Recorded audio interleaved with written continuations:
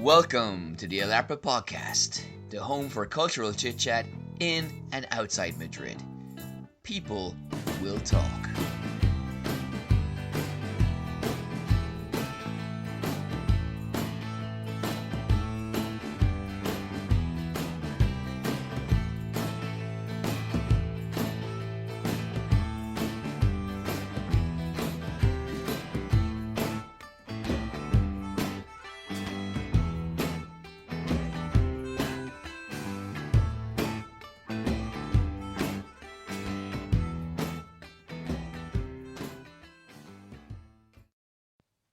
Welcome to the Alarpa Podcast. This is your host, Anonymous. And Mary, how are you doing? I'm good, thank you. I thought you forgot your name there. I forgot what I was going to say, but here we are anyway, firmly established in terra firma of part one of the podcast. So, rumor has it that you're going to be working with a big bunch of farmers next week. Please explain. I can't tell you anything. I don't know yet. It's just a fair. Okay. Because 2 years ago you worked at a tourist stall of the fair. Yes. Well, the India tourism port, basically. And remind me again, what part of India are you from? Alright, I'm not Indian, but I needed people who could speak English. Okay. In fact, I've been teaching IELTS to a private student, and there's an Indian girl who did the IELTS speaking, and she speaks fantastically, and very nice accent as well. So I might ask you if you can replicate that in part 3 of the show. But nevertheless, I can't leave you alone for 2 minutes, because last time you went to that show, you came back covered head to toe in hentai. Henna? Henna, that's the word, yeah. Hentai. I don't know. What the hell? It's a Japanese thing, I think. Henna, yes, henna, but no head to toe, just the hands. Oh, yeah. Took months to wash off. Well, it took a while, for it to go.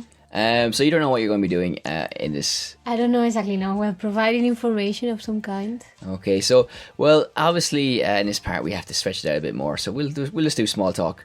You've been watching a show about rituals. Uh-huh. Yeah, you better tell us that, or else I'll have to Google New York Times or The Guardian and see what's in the headlines. No, it's a BBC documentary. Yeah. And it's just really interesting because, things about rituals have been done before, of course. But I think it's just a nice summary because it also uses very kind of innovative filming techniques. And Such as, I don't know the technical names, but I don't know, just it's very vibrant and some angles that you don't normally see, because they work very closely with the people that are undergoing rituals, such as the one I've watched so far. The first one was introductory, and the second one was about initiation rites. Okay, in what kind all of over the world. Yeah. And both now modern ones and ancestral ones. Obviously most of them are traditional ones that the communities have had through millennia, but others are relatively new ones. This is a serious question now before you start laughing, but do they involve college hazing and fraternities and those things? Oh, well, as a matter of fact, they actually mention them as a replication of those kind of ancestral rituals. So yeah, I mean the fraternities and all these kind of American traditions, they are based on Greek, customs and stuff like that. Yeah, because they're all named after Greek chapters, no? No, they are named after Greek chapters because they are based on the Greek tribal. So you're telling me Socrates had to do a cake stand? No, but I mean, of course, it's just, to be honest, both that, I think it's good because both that and the Spanish Easter feature as small parts of it, but obviously Spanish Easter has far more of a tradition, but it's nice because it sort of counteracts and balances out the other bits that you see from cultures that you've never even heard of. Okay, sounds intriguing. And speaking of kind of cultural stories, you must be familiar with the Pied Piper of Hamilton. Not Hamilton, that's another musical. The Pied Piper. Of Hamilton. The Pied Piper of Wicked. As to say, he played on a live one. You're familiar with the story, no? Of Hamilton. No. Not the hit musical Hamilton. The Pied Piper story. Of Hamilton. Oh, Hamilton, sorry, yeah. Yes, of course, I'm familiar with it. Do you know what pied means? Pied? No, pied. Oh, yes. Oh, yeah. I don't know because it's. I don't know why you call it like that in English. It's multicolored. So he's basically a wandering musician who wore colourful clothes, and he became the Pied Piper. People say it's an allegory for fiscal responsibility as well. So very German. They were only green. I think you have Robin Hood. Same thing. No, very different stories. But yeah, they wore the same clothes. No, it's very interesting. Well, no, they didn't, because the Pied Piper wore multicolored clothes and Robin Hood wore a very specific type of costume. I think you're getting a lot with Joseph. The Technicolor Dreamcoat. Yes. No, that's another guy who wore multicolored clothes. Okay. Anyway, so the Pied Piper, it's actually, people think, based on a true story, and they have that in mind because, like in the town where it happened, you hear accounts of it, and also they built a gate at the edge of the city, which dated the history of the town from that momentous occasion where when the story is said to take place. And also there's a very famous church window as well depicting the story, which has been since destroyed, and other towns around in the surrounding area also started talking about the story as well. So there's a very credible idea that this was a real story. And then that begs the question, what does a story actually mean? So some people think, well, in Transylvania and Romania, when Germans were settling the land there, it kind of represented the children, the youth, leaving the town. So not that it's the children, but the children of the town in the kind of bigger sense, no? Also, other people think perhaps the bubonic plague, so the rats obviously would have a story there as well. So it's like the children dying, and you have to invent a story about why they died as well. And also as well, there's even darker things. One is like that a lot of children were killed or sacrificed. So there's lots of theories, lots of theories. But whatever it is, people, like in the stories, a lot of stories that people have put forth are theories. The town itself has a part to play. They have some guilt, some blame, and that's why in the story they've written, they kind of wanted to talk about what happened, but maybe they're using allegory because it's too painful to actually describe what really happened. But also in the story, their guilt is also reflected because, as you might remember, the good people of Hamilton refused to pay him what they owed him for his services rendered. So I don't know, it's a big ball of mystery anyway, but I think it's kind of interesting, that little bit of departure. No? Yes, definitely. I didn't know about all that, to be honest. Well, there is a documentary I've been watching as well, but wow, you know what? I think we'll save that for part 3. Okay. And then in part 2, we're going to be talking about gentrification and a neighbourhood in Madrid. So stay tuned for that, dear listener. Anything else you want to say? No. Okay.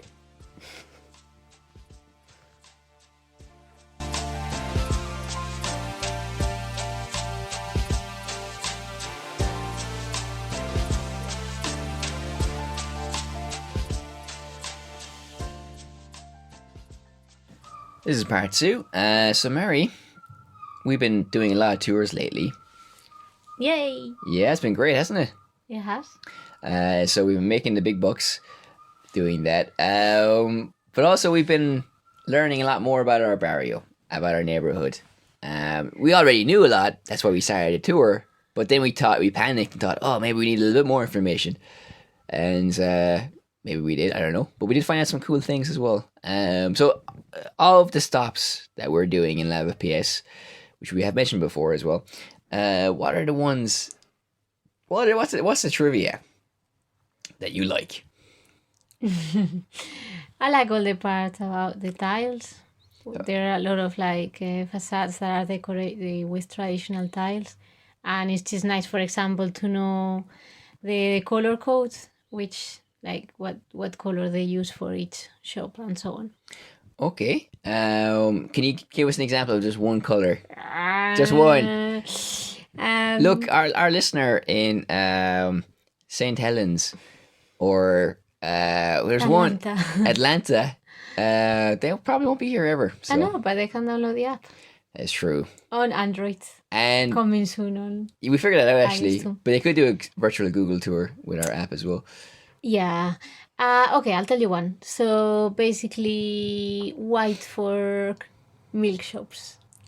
Okay. And that way I don't give away too much. Wow, KG. I'm going to be more liberal and tell you a lot more. Okay, then.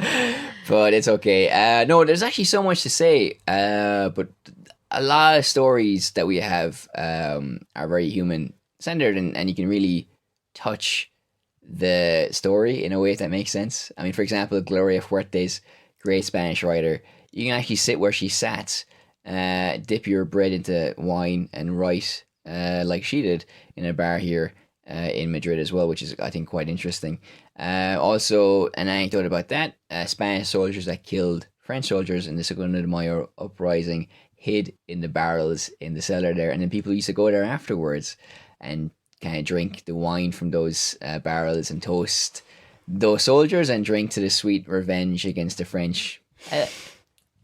Nice, no? Well, interesting. Lovely. Well, not pretty nice, but it's an interesting story. But also, I'll tell you one more. There's a bullfighter we talk about in the tour as well. And I thought it was interesting because he was a sensation. A young hotshot bullfighter. Sorry, I'm turning into the spiel here. Not that cliche at all. This is the patter I do during the tour. But he died when he was 20, and he died in Valencia. So yeah, the story you can find on the app as well, which can be downloaded on Android, or if you're in Madrid, on the tour. But needless to say, though, going up, like the week up to his death, he started having dreams and premonitions that he was going to die. What else was he doing? Also, he was going to gypsy fortune tellers who were also going to tell him he was going to die. And he started smelling, I remember, he started smelling funeral candles, whether or none. So he could just be in a room or on the street, and he'd get that scent of the candles you'd use in a funeral service, and that would fill his nostrils and give him a vague sense of dread. He dispatched his first bull on that fateful day in Valencia, and then started confidently against the second. But the bull soon finished with him. I won't go into great details, but it was very gory. But a picture of him prostrate and dead does feature in Ernest Hemingway's Death in the Afternoon. So, interesting. So the reason we kind of started off talking about Lavapies is not just because we want to plug the tour or the app, though both are beneficial to us. It's because Time Out magazine last week named Lavapies as the coolest neighbourhood in the world. Now, I live here, so I have thoughts about that as well. Did you heard about that independently of me, didn't you? Or did you hear that from me directly? From you directly. Ah, very nice. Like most interesting things, no? Of course, I mean... But what was your reaction when I told you that? Meh. I don't know, like, I've never liked to... interested in those like rankings and things like that, because then they throw out really strange results. Well, the reaction on Twitter was pretty interesting because most of the initial reaction, maybe for the first day or two, was from residents. It's like, yeah, sure, it's the coolest neighborhood in the world. Now, what about these social problems? So that was a very common reaction. Then you start getting businesses capitalizing on it, going, find out why we're the coolest neighborhood in the world. Come to Paco's bar, not a real bar, and see the atmosphere and kind of drink it in. No pun intended. But I think the reaction of the real people, or the people living here, was very revealing, because it's also a thing I would feel myself, that it's a great neighborhood. As we said before, it has a lot of culture. Of all the neighborhoods in Madrid, it has the most cultural associations and community-run initiatives. You have amazing buildings like the Tabacalera, which is a former tobacco factory, and it's been converted into a cultural space that you can rent out if you want, and put on a show there in terms of photography or even a theatre piece. For example, Cenedore, also a stop on our tour as well, something that links back to the great days of Spanish cinema in the 20s, has been reopened since 1989. Also tells a lot of great stories as well. So there's so much beauty here. But for example, every day I smell pee on my street. um, I've seen people taking heroin in front of my door.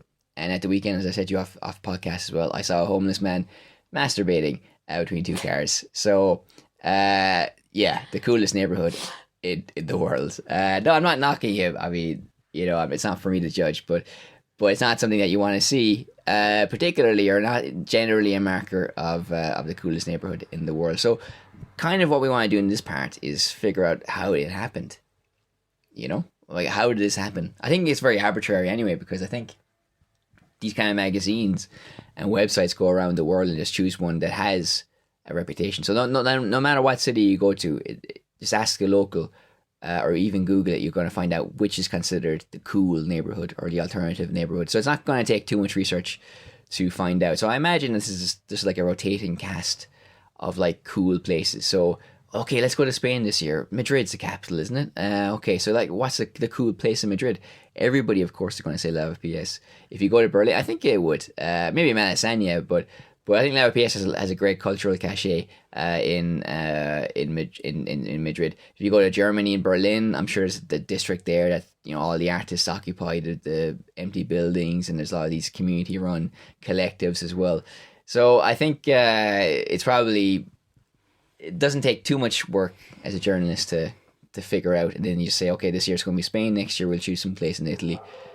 Bada bing, there's your list, for example. But I have some problems with it as well, and I'm guessing you have as well. So I'll just say my first problem, and you can tell me what you think about it. Because I think, like, what does Lavapies have? It has a lot of Indian restaurants, has a lot of immigrants. Traditionally, it is a working class area where the poorest people in Madrid would live, apart from Vallecas as well, of course. It's also where a lot of old people would live, and still do live. And that's also why you have a lot of immigration here today as well. So you have like African immigrants playing drums on a Sunday afternoon. You have the Indian restaurants. You have like the market as well. But my kind of big issue with it is like you have people who come here and see all of that, but I think it's a superficial connection between the people that live here and the people that maybe come in either living here as gentrifiers without actually really connecting with the neighborhood, but also maybe just as tourists or here for a weekend, because a lot of these people, their stories are quite grim in a way, because you remember as well when they had the riots in Lavapies a few months ago, we found out the story of the guy who died, how he lived very close to here, how he shared the apartment with other people. Sometimes he was shorter rent. He's spending his money on things in shops that he could later sell in the street. How he's been kind of hassled by the police sometimes as well. So these are the real stories of the people who inhabit this place, but it's not really reflected in the coolness of the markets or these lists, or it's not really being represented by anything that says this is the coolest neighborhood in the world. You know what I mean? I know what you mean. Yeah. It's quite complex. You're asking me to comment on. You can answer whatever you want. So you can talk about something completely different as well. No, I mean, I think that that's something that is known about Lavapies, about the locals. It's almost as if it was like two superimposed realities, or three even, because when I'm walking around and kind of there's that bit of like coolness and people going together, community and all that, and also doing a lot of alternative activities. And now recently that we've joined some groups, we've seen like how many activities and cool things there are to do, and people helping each other and all that. All these people are usually the ones that you've mentioned that are coming, that have not lived here, have not been brought up here at all. Yeah. Then you have all that world of the immigrants and some like drug dealing and that's the thing. That, I mean, you have these social problems as well, which make a lot of sense because you understand the legal situation that a lot of people are in, but at the same time, that's connected to another issue where you have the gentrification of the neighborhood, which is a problem that happens all over the world, and you can see a lot of evidence of that in places like New York as well, in San Francisco. But where you pay incredible prices for coffee in some establishments, and then you go and you see someone taking heroin. So it doesn't really correlate, I don't think. But also, secondly, what like because it's a construct, these kind of places that come in. Some people argue, in my opinion, wrongly, that they improve the areas, but they just price people out who can't afford those kind of things, those coffees or those burgers or those desserts, And what do you want? You want a living, thriving community, right? Where you have stories. I mean, for example, we talk about in the tour the Peluqueria, the hairdressers, where while they waited because such a huge demand, you would give them cigars and beer. So like that's a thing. That's a cultural thing. That's a societal thing, like unique to the barrio, where there's stories and there's characters. But when you have these kind of fancy establishments coming in, what you have is just overpriced sandwiches where it's the ideas connected to it, but it's a marketing idea connected to it rather than actually existing. And people who live there can't afford it anyway. So, like, really, it's artificial as well. So the first reason it's artificial is because the people that they're kind of venerating by it being cool are forgotten by society anyway. And they have a lot of, like, harsh living that they're living every day. And then the other thing is, like, they're pushing out the things that made the barrio or the neighborhood vibrant in the first place, which are the local shops and the local restaurants and the local bars where people knew each other and could tell stories that that happen organically when people get together. And what you have is a big chain which sells, probably inferior products really anyway. And it comes with bells and whistles that isn't based on doesn't have any roots. It's a slogan or it's a marketing thing. That's another problem though, apart from Lavapies. It just we should talk about it as well, which is gentrification. But you see where I'm coming from here with this. Yes, I think. Well, that's right. Then the third group that I was thinking of was the people, like the elderly people that you say that have been living here all their lives. Yeah. I mean, I think like, for example, the peluqueria that you were mentioning, the hairdressers, they've been like here for the 20th century, but now they've kind of like. They haven't really reinvented themselves. They keep on like the traditions, but also with that new fashion of like people getting their beards like trimmed and fixed and all this grooming and stuff like that. That's also like reviving so they get a mix of like clientele. So for example, in that case, I think that's the sort of thing that helps makes the barrio, in that it mixes two of the groups.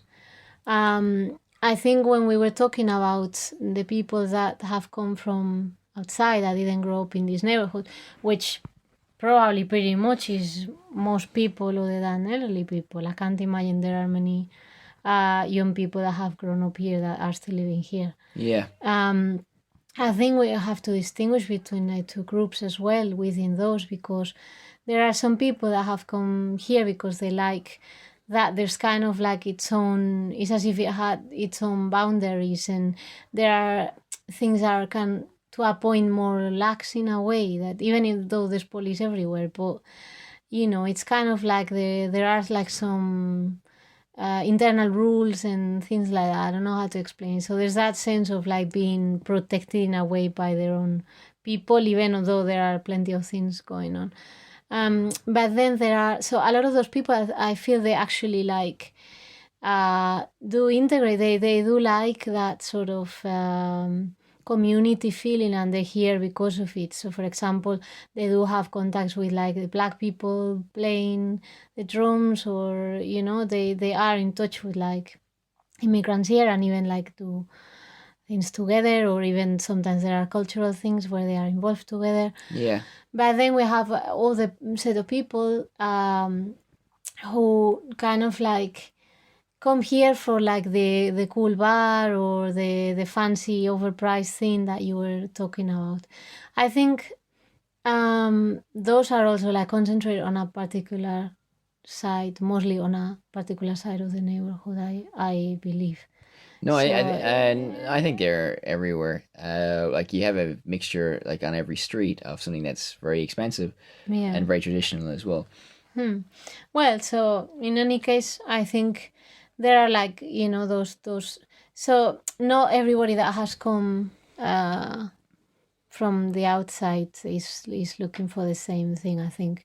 But I think probably the people that come because of the cool bar or whatever, they're not gonna have any contact with the immigrants. Yeah, but I think though, like for all the richness that you've described there, and it is true, I think it's just too arbitrary or too weak to describe that as being cool because there's so Oh no, many. no, of course. That's why I did like a lot of people. I think don't really like that ranking because there's so many stories there and so many backgrounds and so many kind of realities Yeah, that do kind of fuse together very often in of very course. nice ways. But you know, to say that it's organic, it's real, but to say that it's cool seems Yeah, I very mean, I don't think the reason why they say it's cool is because there are people coming from the outside that like the sense of community and play drums with the Africans. yeah. I think the reason why they say it's cool is because there are like these fancy establishments precisely that we are kind of like complaining about in a way. You know what I mean? So I Yeah. think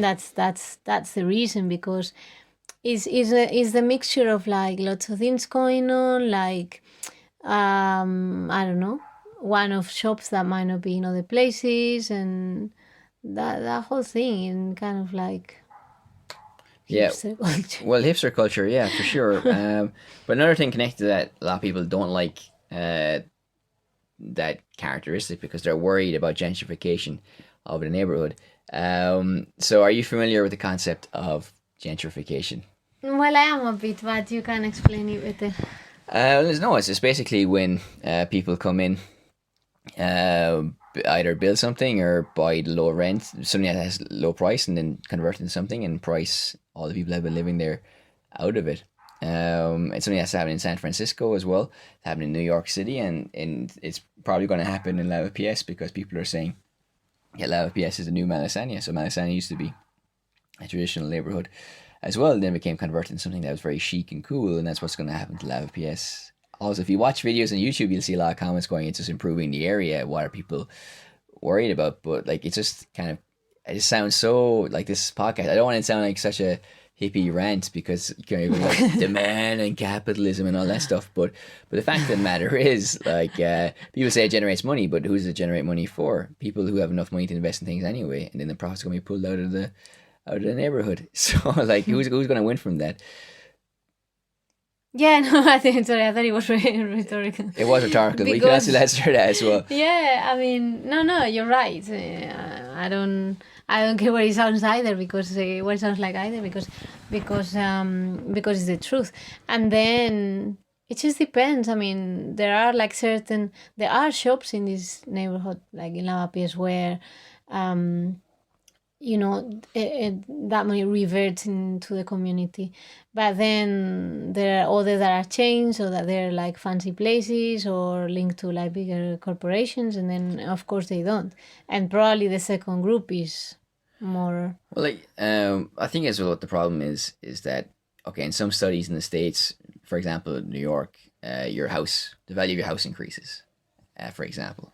Your credit rating can also increase, but also the level of poverty also increases as well. So having a Starbucks or a franchise near you doesn't get, like, the money, what I was trying to say earlier, it doesn't spread out and eliminate the social inequality or the social issues that exist in a place. So, for example, if you have more gentrification here, which probably will happen if there's more lists like, oh, this is the coolest place ever, you're not going to have the rising tide that lifts all boats, to quote a former Irish politician. You're going to have rich people that live here, and then the poor people that live on the street behind them. I think it's just another way as well to have your people that come in and serve you in the restaurants and clean your hotels, but then disappear from your view when they're not needed. And you can see that very clearly in San Francisco, because San Francisco is a place that has been really gentrified. And like, it seems like once a year you have a tech person in the Silicon Valley complaining about how homeless people ruin their trip to work in the morning and how they should be removed out of sight, for example. So it just what you have is ghettoization of people who aren't making as much money as you, and that's the kind of subtle threat of gentrification, because it's just people with money moving into an area and making it too expensive for everybody else, and then they don't have to live or interact with people with without economic means or without their kind of means, for example. So I don't know. I think it's it's a subtle thing, but I think it is something that is a threat to neighborhoods. I don't know. You're from Leon as well. I don't know if that's a thing in Leon. No, I mean, I think this is like a thing of like capital cities and big cities, or this, a decent size basically. Yeah. And like Leon is a provincial town, and I mean, probably they think that there's a lot of immigrants, but it's not. But no, I think this happens in like this type of city. I think probably one of the reasons as well that for them to highlight it in Madrid, for example, is that it's kind of like rare in the sense that other big cities across the world have had immigrants for a very long time. And in reality here, this is a pretty recent thing. I mean, I remember like, I don't want to like show my age, but when I was little, I remember a point where there was nobody I remember there was one kid that was from Morocco in the whole school. Yeah. And I remember there was a lot of like South American people coming in as like maids and nannies, things like that. But that was it, like, I'm not saying that there weren't immigrants, but there were very few because we just come out of the dictatorship and, So that's kind of like more, I don't know, in a way, it's easier to pick up on that because it's more, I don't know, to an outsider it's more surprising or whatever than, Soho or... Yeah. It's something that for them they're thinking, this is quite cool because it's like, I don't know like where the magazine is based. I think it's an American. Yeah. So, I mean, Mediterranean country where this is like new for them and how cool because they think we're cool anyway because no, it is it's like sunny. There's times when it's sunny and like you see women in like Arabic or African dress sitting down talking while the kids play, and you see all these men also speaking different languages, and there's a vibe to it that's quite cool, you know. Yeah. So like maybe they saw it that day. And maybe it's that day. And they based their article on it. Now, to give some balance as well, there was a Voice debate involving a comedian, an economist, and a university lecturer. University lecturer was saying that it's a good thing. He's been priced out of 2 neighborhoods, but he thinks overall gentrification is positive because he says like there's always people being moved from neighborhoods, always artists going to the poor neighborhoods, occupying the buildings, giving them a vibrancy, and their value goes up and they go somewhere else, for example, and it's cyclical. But a lot of people how often has that happened? Well, a lot of people get ripped out of their homes. There's a few good documentaries on the internet which are quite illuminating. There's one though, the first I saw was about this African American woman going around saying they closed this laundromat and they closed this laundromat and that laundromat. So she's very upset about them closing all the laundromats. But I guess for her as well, it was a place where people either could congregate and maybe talk, but also she's saying this one was 24 hours. So if you're working shift work, which again would be a reality of people who are working class, you could still kind of go in very late at night or very early in the morning to get your clothes washed as well. So anyway, the last thing we can talk about as well is the Lavapies Festival, and you can describe what that is. We did a podcast about it as well. It's a tapas festival. So, well, what they do is that basically the bars across the neighborhood offer like a special discount on like a drink and a tapa. Yeah. So, in the context of what we've been talking about, how do you view the festival? Well, from my point of view, it's a bit more to do with the gentrification that you were talking about because, like, at the end of the day, for example, it's sponsored by, I can't remember, I think it's Mao. So, it's certain, like, huge brand of beer. And then all the bars are forced to, like, give you this beer. Yeah. So the deal is like Mao, for example, which I think it is, which it on top of everything is awful, but for me, but that it's fixed plus the tapa of the choice. So in reality, there, well, the person who's making the most money is the corporation as well, you know? Yeah, well, And then the restaurants, okay, yeah, to a point, but, you know, those restaurants, people, for example, the Indian restaurants, people specifically come to this neighborhood for the Indian restaurants or the African restaurants because this is where they are, you know? yeah, it's something that's also replicated in other barrios in the city. But speaking of Mao, isn't that complicated by the fact as well that Mao is the beer of Madrid? You go to the south, it's maybe Estrella, I think, and it's Cruzcampo in the north. The other way around. Oh, whatever. Yeah, okay. But yeah, it doesn't matter. That like they've divided, because that's quite American in a way as well, where they've like big companies kind of decide territory, and the big beers have basically divided up Spain. Like, of course, you can go and order these other beers in Madrid bars, but if you ask for like a Canya, like the standard thing they'll give you in Madrid is Mau. Yes, that is true. Yes, but well, yeah, but even so, I mean, it's still even if this is their market, but you know, it's still not like any beer you want or any of these craft beers, for example, produced by local breweries. Yeah, well, that's with the tapa. That's very true. I think is complex because on one hand, I think you are going to local restaurants and supporting them, but then again, like we were talking yesterday, I'm not sure if we, or not yesterday, but in the last podcast, I'm not sure if we actually mentioned this point, but we're talking that traveling is political, and one of the points in the article in the lesson was that that the locals have to shoulder the burden of the tourists, and that's what happens with Lavapies as well. That people living there have to shoulder the burden of the outsiders or people from other parts of the city coming in and dominating for such a long time. So depending on your point of view as well, that can be a very negative thing. But my biggest bugbear with it is that the last time we went there, I kept asking for a fork and he wouldn't give me one. So what happened to the customer is always right. I know. I don't know. And you haven't forgotten all that. But I think though, maybe, the last thing we can probably say about this before we go to part 3 is that like every kind of festival, like go to Munich for Oktoberfest, which is also last weekend in Madrid, or you go to like other festivals around Spain, they're very commercialized and probably dominated and ruined by foreigners. You know, you go to the Pamplona or Tomatina, for example. You know, it's like what became local festivals have been completely commercialized to within an inch of their life. But it has PS, I don't know, it has like a lot of commercial aspects to it, but also as well, it hasn't been too ruined, I don't think, yet by I don't know, just people coming in just to do it for an experience and kind of going away again. I don't know.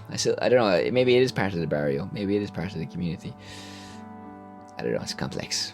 Yeah, I mean, I don't know. This hasn't been going on for so long. Like, it's not like a big festival or a traditional festival, which is what attracts like large crowds. You know, this is like one of 20 million things happening every day within the capital. Yeah. So it's not something that attracts people. I mean, it wouldn't bring anybody from outside Madrid for tapas. And before people say, hey, but you're an outsider, to me, that is not you. You're Spanish.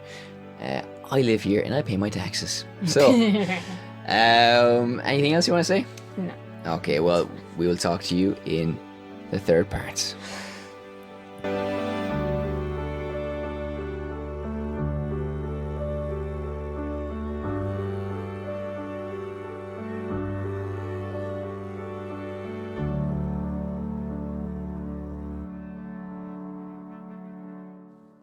So welcome back to part 3, and thank you very much for listening to part 2 and part 1. So I think I enjoyed part 2 quite a lot, didn't you? As always. As always. Okay, so that documentary, I sent you the trailer for it. Accidental courtesy. Did you watch the trailer? No, I didn't watch the trailer because I thought it was the whole thing that you sent me. No. So I was waiting to have time to watch the whole thing. All 2 minutes of it. Well, I still have the second half pending, so if we have finished all our admin duties today, we can catch some of it if you want.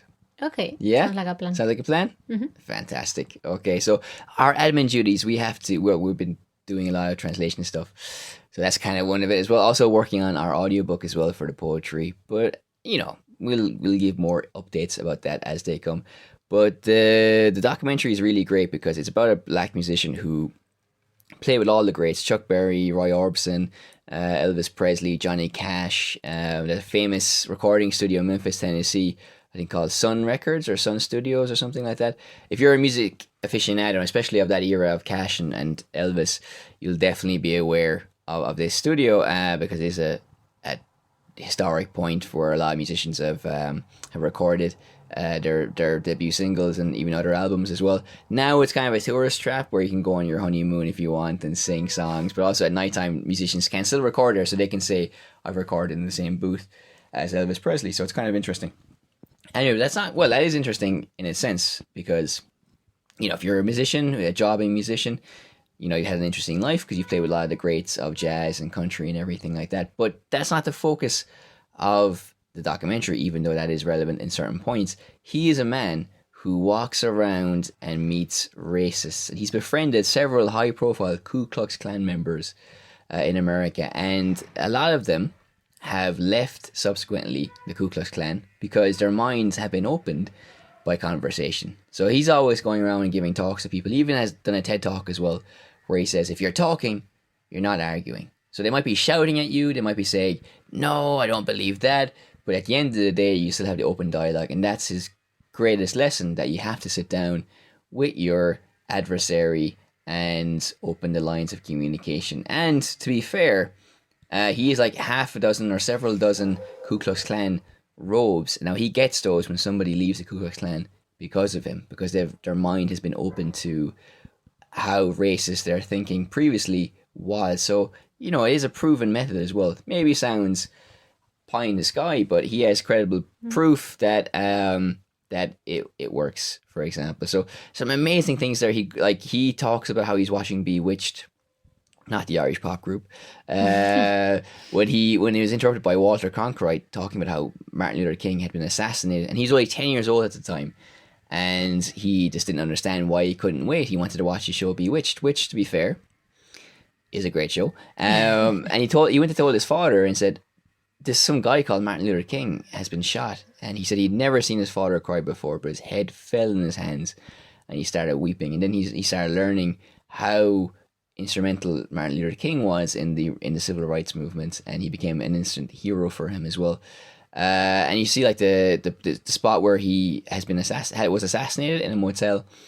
Very surprising to see, actually, because I assumed he was higher up, because I think he was assassinated by a sniper, but it was only a second-story motel, so he wasn't very high off the ground. But that has since been turned into a museum commemorating African American history and civil rights history in America. But some amazing stories though, because his father worked in the Foreign Service, so he travelled quite a lot when he was a kid, and he didn't even realise that was kind of a special thing. He just assumed every kid had this background. But he joined the Cub Scouts, and he walked through some American town with his scout members, and he was allowed to hold the American flag, and then people started throwing things at him, and he just didn't understand why. And then the adults in the scout movement kind of shielded him and took him out, and then he went home, and his parents asked him, well, how did you fall? And he told them what happened, and then they sat him down and said, okay, this is the conversation we're going to have. Some people don't like you because you're black. So it's a very compelling story, very well told, because he's a very charismatic man. You see incredible things like these points of historical interest. So even at the Lincoln Memorial, there's a point on the step where Martin Luther King stood to give his famous I Have a Dream speech, but it's not really commemorated. You have like a little writing on the ground, but people walk over it every day and their eyes are just fixed on Abraham Lincoln. So it has like very special places, but even the stories he tells are incredible, because he was playing country music because a John Travolta movie called Urban Cowboy became very popular, and that people started wanting country music. So that happened in bars. People booked country music bands. So he was playing that all in the South, and because he was a jobbing musician, he had to kind of play country music as well. And then some guy at the break, so they were playing for a while, and then in the middle of sets, he just went to the bar or something, and some white guy put his arm around him and said, man, you are so good at playing the piano, and I just can't believe it. And then they had like an argument over who started rock and roll and who started like country music and everything, and who like who invented rock and roll. Was it Elvis Presley or was it somebody else? And obviously it's like it comes from an African American tradition, even though Elvis Presley was somebody who did very well in that genre as well. But he sat down at the table and he goes, "You're the first black man I've ever seen in my life." And then like the protagonist of the show was like, why? And his friend, the white guy's friend, who was also white, was like jabbing him in the ribs with his elbow, like, tell him. And he's like, well, because I'm the Ku Klux Klan. But he said to him, the Klan member said, next time you're here, here's my number, call me. Next time you're playing in this bar, call me, and I'll come down and see you. So that's the power of like conversation, talking to a black guy for the first time, but also the power of his music ability, kind of like breaking down the barriers between him and the Klan member. So it's, and there's other stories, but I won't go on and tell you the whole documentary, but it's on Netflix and also YouTube. I would recommend watching it, but it sounds incredible. So when I told you the concept, the very basic concept of changing minds through conversation, you liked it. What was it that kind of grabbed your attention about that? No, well, it was just the idea that I was just intrigued by the fact that he spoke to them, and you said he actually managed to change some people's minds, and I mean that's quite something. There's an interesting thing in the documentary as well, where like there's a guy who works for, if I can remember the name now, some kind of poverty alliance. It's a charity that kind of gives legal advice to poor people, but also as well they battle racists. And the guy who he's interviewing was a white guy. And the African American protagonist, we'll put the name in the description of the podcast, but because I can't quite think of it right now. But he was like saying, "Oh, there's this Klan member who like he's a friend of mine, and I'm a friend of his, and I've been in his house, having dinner, and we have great conversations." And then the white guy, who's the head of this poverty charity thing, like this legal service, he says, "Well, yeah, that's great. Maybe he's a nice guy, but what he's doing extends far beyond his family and his relationship with you. So even though he's a great guy for you, maybe I don't like him because I think he's doing a lot of damage on a wider scale." So it's kind of interesting because they both have a stake in the story. They both have like credibility as well. Obviously, the African American has been a civil rights voice for a long time, gives speeches, and has suffered racism directly. But also this white guy has been dealing with people like who wanted to leave the Klan, but also people who've been victim of racist violence as well. So they both had very credible and legitimate voices in the conversation as well. So it was very intriguing. But so yeah, I don't know. So now check it out if you want. That's just a little. That could have been in part 2 as well, actually. But I don't know why I put it in part 3. So to finish us off, what you want to say about plugging us? She should listen to this podcast on some app. I don't know. I can't remember. Radio Public. That's the one. So what happens if you listen to us on Radio Public? That you help us do what we like doing. Some more of this, more conversation, more videos, more everything. Exactly. So we get money if you listen to us off Radio Public, which is highly appreciated. But of course, if you do listen to us through another podcast app, we also do appreciate that as well. We appreciate the listens and the support. Shout out to Barry, who listened to the podcast recently and enjoyed it. Thank you very much. And also to my mammy, who liked being referenced 2 podcasts ago. You can find us on Alarpa1 is our Twitter handle. LRPmedia.com is the website, and on YouTube you'll find us under the handle LRP Media as well. So we'll be keeping up to date anyway with our further projects. Products too. We're launching selling new things. We're launching a new kitchen cleaning spray. Very effective. Kills 99.9% of bacteria. So anything else that we have to say in this part? Nothing else. Bye, mainly. Okay, very good. So I'll let you go first. Bye. Bye. The Alarpa Podcast, the home for cultural chit-chat in and outside Madrid. People will talk.